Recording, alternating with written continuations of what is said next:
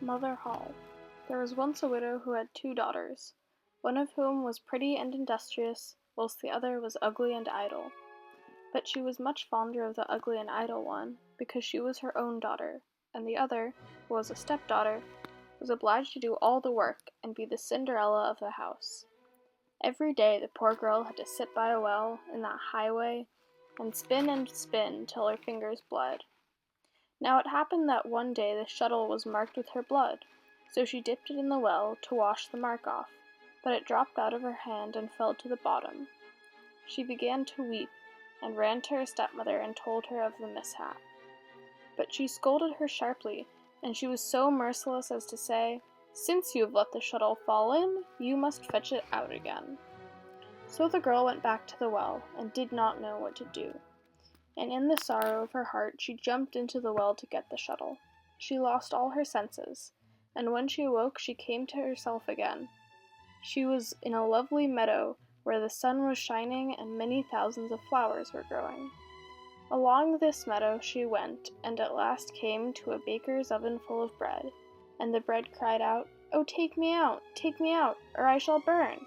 I have been baked a long time." So she went up to it and took out all the loaves, one after another, with the bread shovel.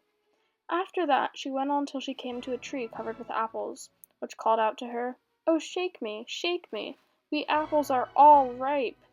So she shook the tree till the apples fell like rain, and went on shaking till they were all down, and when she had gathered them into a heap, she went on her way. At last she came to a little house, out of which an old woman peeped. But as she had such large teeth that the girl was frightened, and was about to run away. But the old woman called out to her, "What are you afraid of, dear child? Stay with me. If you will do all the work in the house properly, you shall be the better for it. Only you must take care to make my bed well, and shake thoroughly till the feathers fly. For then there is snow on earth. I am Mother Holle." As the old woman spoke so kindly to her, the girl took courage and agreed to enter her service. She attended to everything to the satisfaction of her mistress, and always shook her bed so vigorously that the feathers flew about like snowflakes. So she had a pleasant life with her, never an angry word, and boiled or roast meat every day. She stayed some time with Mother Holle, and then she became sad. At first she did not know what was the matter with her, but found at length that it was homesickness. Although she was many thousands times better off here than at home, she still had a longing to be there. At last she said to the old woman, "I have a longing for home, and however well off I am here, I cannot stay any longer. I must go up again to my own people." Mother Holle said, "I am pleased that you long for your home again. As you have served me so truly, I myself will take you up again." Thereupon she took her by the hand and led her to a large door. The door was opened, and just as the maiden was standing beneath the doorway, a heavy shower of gold rain fell, and all the gold remained sticking to her, so that she was completely covered with it. "You shall have that because you have been so industrious," said Mother Holle, and at the same time she gave her back the shuttle which she had let fall into the well. Thereupon the door closed, and the maiden found herself up above upon the earth, and not far from her mother's house. And she went into the yard. The cock was standing by the well side, and cried, "Cock-a-doodle-doo, your golden girls come back to you." So she went in to her mother, and as she arrived thus covered with gold, she was well received, both by her and her sister. The girl told all that had happened to her, and as soon as the mother heard about how she had come by so much wealth, she was very anxious to obtain the same good luck for the ugly and lazy daughter.